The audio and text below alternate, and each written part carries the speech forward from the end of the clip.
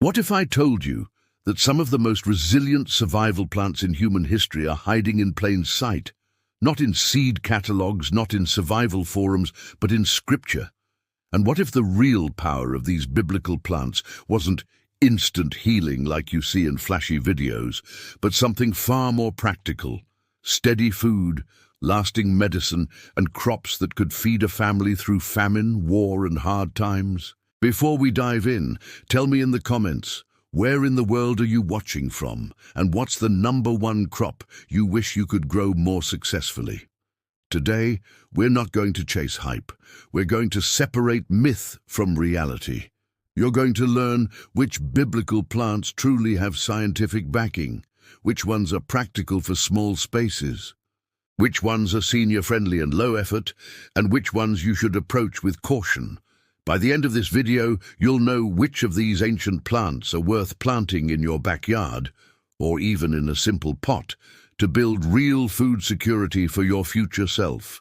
And stick with me, because near the end, I'm going to show you the one plant mentioned over 500 times in scripture that cardiologists and longevity researchers are still studying today, and it might already grow in your region.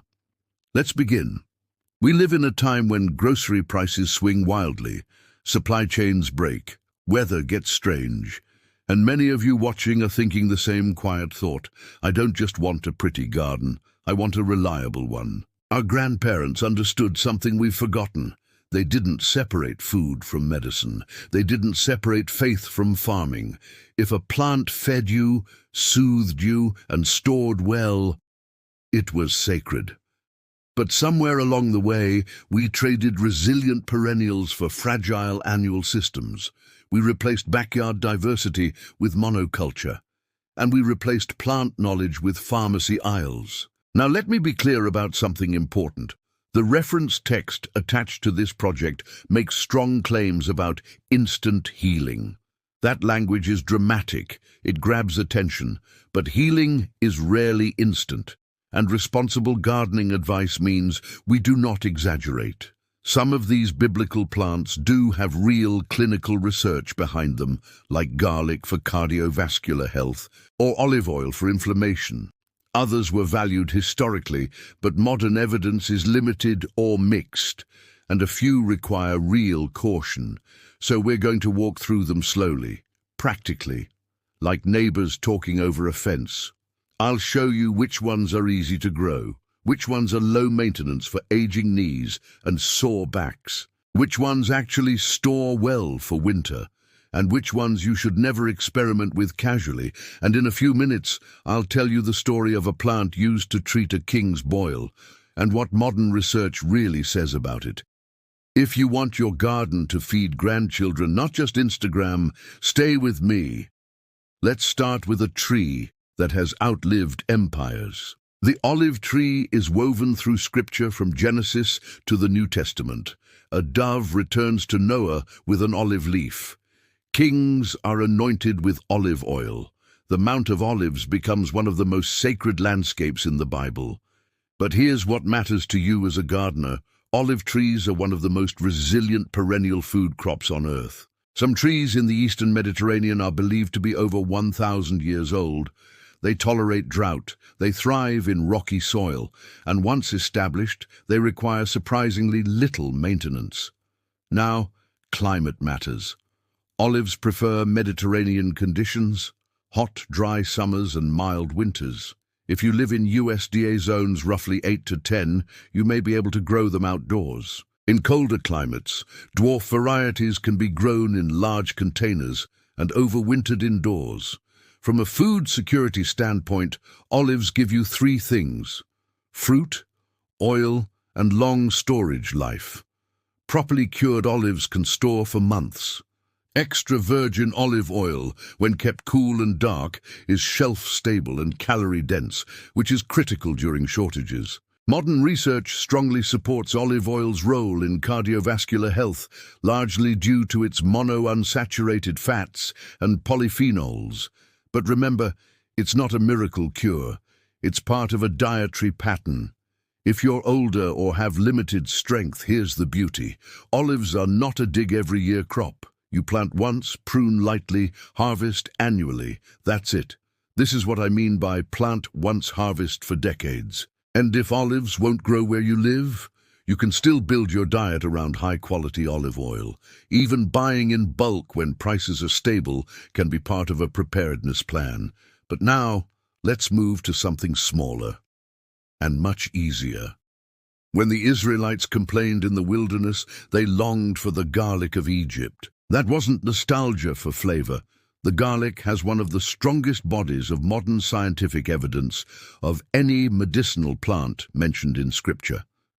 Garlic contains sulfur compounds, especially allicin, that show antimicrobial properties in laboratory studies. Clinical research suggests garlic supplementation may modestly lower blood pressure and improve cholesterol levels in some people. Not instantly, not magically, but measurably. And here's the part survival gardeners love. Garlic is ridiculously easy. Plant individual cloves in fall, cover with mulch, ignore them all winter, harvest in early summer, cure them in a dry space, store for months. You don't need raised beds, you don't need perfect soil. Garlic tolerates cold, resists pests, and takes up very little space. For seniors or anyone with back issues, you can grow garlic in deep containers.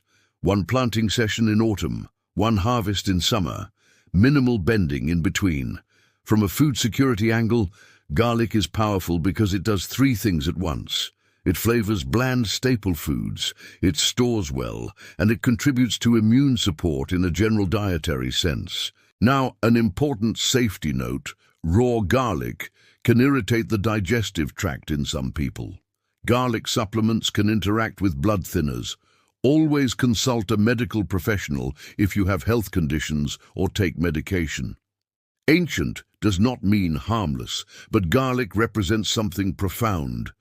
The people who built pyramids ate it. Wilderness wanderers missed it.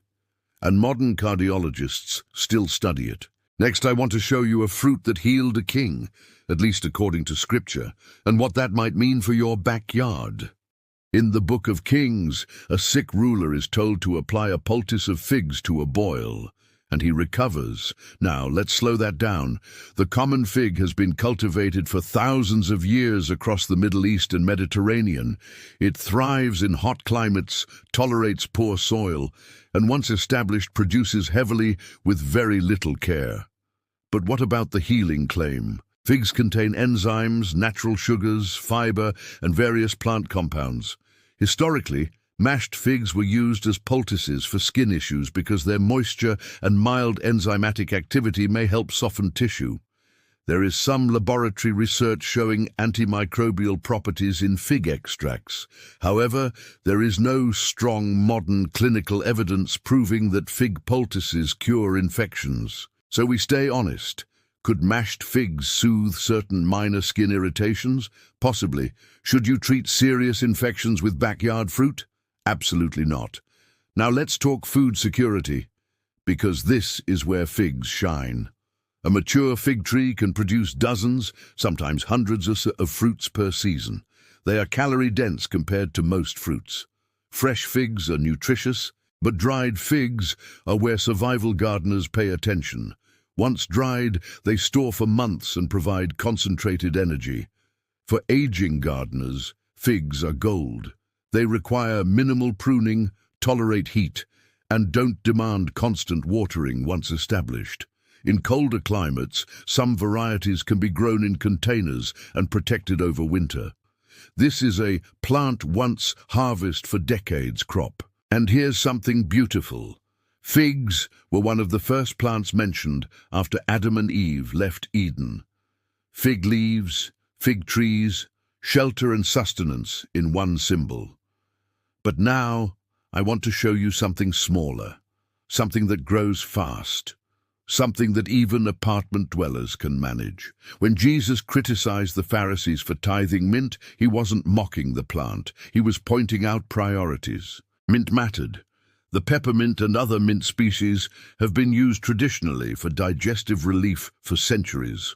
Modern clinical studies support peppermint oil capsules for symptoms of irritable bowel syndrome in some patients.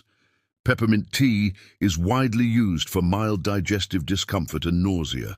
Notice the language: mild, supportive, not miraculous. But from a survival gardening perspective, mint is almost unstoppable. It spreads aggressively. In fact, you should almost always grow it in containers unless you want it taking over your garden. It tolerates partial shade. It rebounds after cutting. It asks very little. For seniors or anyone gardening with limited mobility, mint is a gift. Plant once. Harvest continuously. Dry it for tea. Use it fresh. Share it with neighbors. It also attracts pollinators when allowed to flower, strengthening your overall garden ecosystem. Now, a caution. Concentrated peppermint oil is potent. It can cause irritation if used improperly. Essential oils are not the same as tea. Always dilute properly and consult professionals for internal use. Mint represents something important. Not every biblical plant is a rare desert resin. Some are humble, common, almost overlooked, and sometimes the most practical resilience crops are the ones hiding in plain sight. But in the next section, we're going to talk about something bigger. A fruit embroidered on priestly robes, a crop that modern research calls one of the most antioxidant-rich foods measured. And we're also going to address a plant that requires real caution, because wisdom includes knowing when not to experiment. There was a fruit so valued in ancient Israel that it was stitched into the hem of priestly garments and carved into the architecture of sacred spaces. That fruit was the pomegranate. Pomegranates thrive in hot, dry climates. They tolerate poor soil. Once established, they are drought-resistant and long-lived. In the right zone, roughly USDA 7 to 10, they can produce for decades with minimal intervention. From a survival perspective, that matters. Each fruit contains hundreds of arils, jewel-like seeds filled with juice. They are rich in polyphenols and antioxidants. Modern research has shown that pomegranate juice and extracts may support cardiovascular health and reduce markers of inflammation. Some studies suggest modest benefits for blood pressure and arterial function. But again, we avoid hype. Pomegranate is not a cure-all. It is part of a dietary pattern. Most studies involve concentrated juice or extract, not simply eating one fruit occasionally. Now here's why I love it for food security. Pomegranates store well when kept cool and dry. The whole fruit can last weeks, even months, under proper conditions. The juice can be preserved. The arils can be frozen. The rind has been used traditionally for tanning and natural dye. It's multi-purpose, and for aging gardeners, once established, it requires light pruning and seasonal harvesting. No yearly replanting, no bending every week. But now, we need to pause, because not every biblical plant is beginner-friendly. Let's talk about rue. The rue appears in the Gospel of Luke. It was tithed alongside mint and cumin. Historically, it was used for digestive issues and inflammation. However, rue contains compounds that can cause photosensitivity, meaning your skin can react strongly to sunlight after contact. It can also stimulate uterine contractions and should never be used during pregnancy. In high amounts, it can be toxic. This is where responsible gardening matters. Just because a plant is mentioned in Scripture does not mean it is safe for casual use. Ancient communities had deep plant knowledge passed through generations. We cannot assume safety without study. If you choose to grow rue, grow it as an ornamental or insect-repelling herb, unless you are trained in herbal medicine. Handle it carefully, wear gloves, respect it. Real resilience includes caution. And speaking of resilience, in the next section, we're going to talk about 2 humble kitchen spices that stabilize digestion for ancient households and may quietly support metabolic health today. One of them was processed so carefully that Scripture actually describes how to thresh it. In the book of Isaiah, there's a passage about agricultural wisdom, about how farmers thresh cumin differently from wheat. That tiny detail tells you something important. These seeds mattered. The cumin and coriander were not just flavorings. They were daily digestive allies in a world without antacids, refrigeration, or processed food. Let's start with cumin.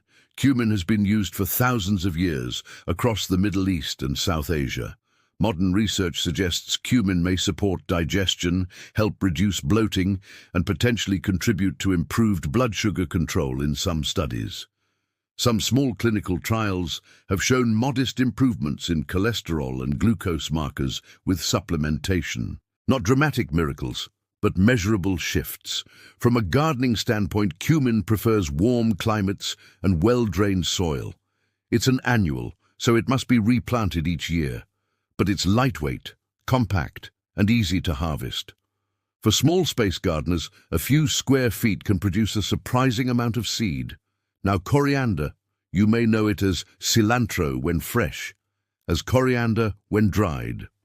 It grows quickly, it tolerates cooler weather better than many herbs, it self-seeds easily, and both the leaves and seeds are usable. Research suggests coriander may support digestive health and has demonstrated antimicrobial activity in laboratory settings. Some early studies suggest it may help with blood sugar regulation, but again, these are supportive findings, not cures. For survival gardening, coriander is valuable because it is dual purpose. Fresh greens early in the season, seeds later for storage, seeds that can last months, even years, if kept dry. And here's something beautiful. When manna was described as looking like coriander seed, that comparison tells us coriander was common enough, familiar enough and important enough to be used as a reference for divine provision. Sometimes the miracle isn't a rare resin worth its weight in gold. Sometimes it's a seed you can scatter in a small patch of soil. Now let's move to the final plant, the one mentioned more than 500 times in Scripture, the one that became a symbol of life itself. And we'll close this properly. Jesus said, "I am the vine." The grapevine appears throughout Scripture, from Genesis to Revelation. Grapes were food, wine was medicine, vineyards were wealth. But let's speak plainly and responsibly. Modern research has shown that grapes contain polyphenols, including resveratrol, which have antioxidant properties. Moderate red wine consumption has been associated in some observational studies with cardiovascular benefits. However, alcohol also carries well-documented health risks. It is not universally beneficial, and many health authorities caution against starting alcohol consumption for perceived heart benefits. So if you don't drink, there is no reason to begin. The good news? The beneficial compounds are also present in grapes themselves, especially dark varieties. From a gardening perspective, grapevines are powerful survival plants. Once established, they can produce heavily for decades. They can be trained vertically on trellises, fences, pergolas, making them ideal for small spaces. They provide fresh fruit, dried raisins for long storage, juice for preservation, and shade in hot climates. For seniors, grapevines can be trained at waist height for easier harvesting. Pruning is seasonal but manageable, and unlike annual crops, you are not replanting every year. This is what biblical resilience looks like. Long-lived perennials, multi-purpose plants, crops that store, herbs that support digestion, fruits that nourish the heart, oils that preserve, not instant healing, steady provision. If you forget everything else from this video, remember this: plant for your future body. Plant crops that will still produce when your knees ache. Plant perennials alongside annuals. Store what you grow, respect powerful herbs, and never confuse ancient symbolism with modern medical guarantees. Your small first step? Choose one perennial from this list that grows in your climate. Just one. Plant it this season. Start there. If this helped you think differently about biblical plants and food security, tap like so more people can see it. Subscribe if you want more deep dives into survival gardening, forgotten crops, and low-effort food systems that actually work. And tell me in the comments, which one are you planting first? Olive, fig, garlic, grapevine, and what country are you watching from? If you'd like, next we can explore 10 perennial survival crops not mentioned in scripture that can feed a family for decades. Comment perennials if you want that. Your garden doesn't have to be dramatic, it just has to be dependable.